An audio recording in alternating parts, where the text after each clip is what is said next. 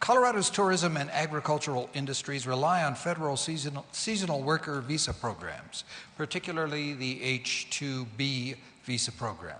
However, the H-2B visa program is simply too small to meet the workforce needs of Colorado and other U.S. employers. Colorado's economy suffers as a result. Will you actively support increasing the number of H-2B visas available to U.S. employers on an annual basis, and will you support maintaining a seasonal non-immigrant visa program, regardless of whether Congress acts on broader immigration issues? Another important question. You hear about this everywhere you go in Colorado, as you all know. I'll go a little further than committing to affirmatively to the question as posed. When I was in the Congress, I only had an opportunity to vote once on the annual visa quotas.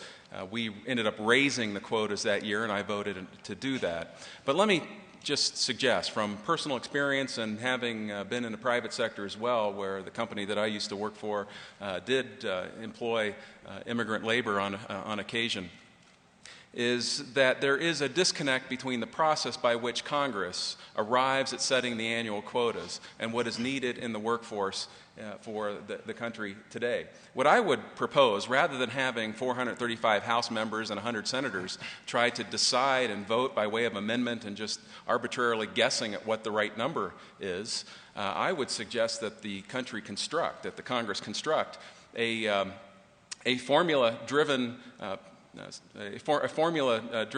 program in order to come up with the right number based on clear, objective, verifiable data points, things like the unemployment rate, for example. I would break it down even further for regional considerations. You mentioned tourism and agriculture, very different needs in terms of workforce demands and even timing throughout the course of a business cycle. And so I would even break it down further into specific industries and how they're apportioned throughout the country, so that we have an immigration quota system where the quota actually matches a rational approach to labor force needs in the country and can do so in a way that protects the jobs of U.S. citizens and those who are here currently, so that they're not displaced. So I would move forward in that sort of way. I mentioned also my mother is an immigrant, and her experience waiting 10 years in Canada before she and her family came to the United States legally in order to obtain their paperwork gives me a strong preference for a legal immigration process rather than one that seems to turn its back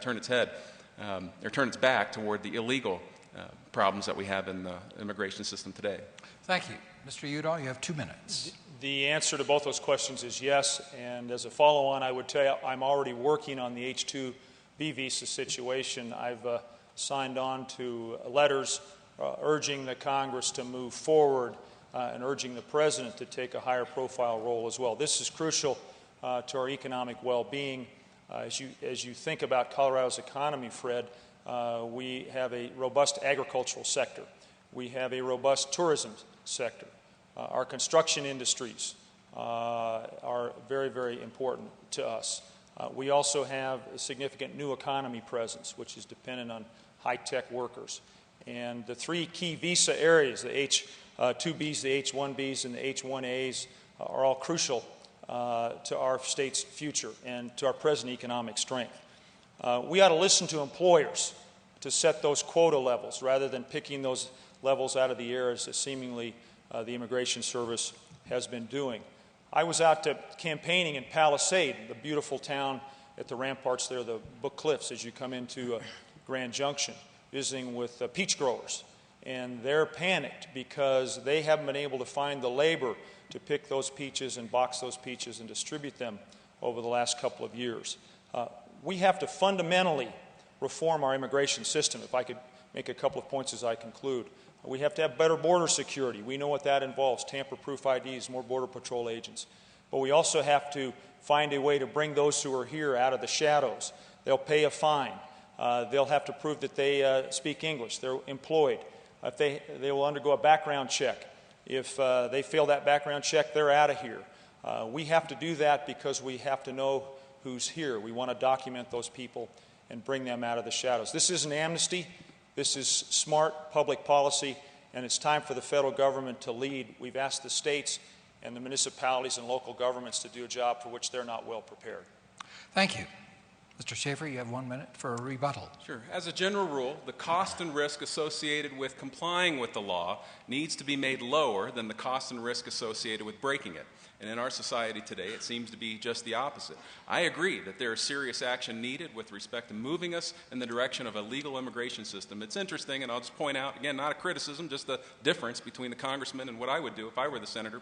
There is a bill in Congress on the House floor, situated right now, sponsored by a congressman, Democrat from North Carolina named Heath Shuler.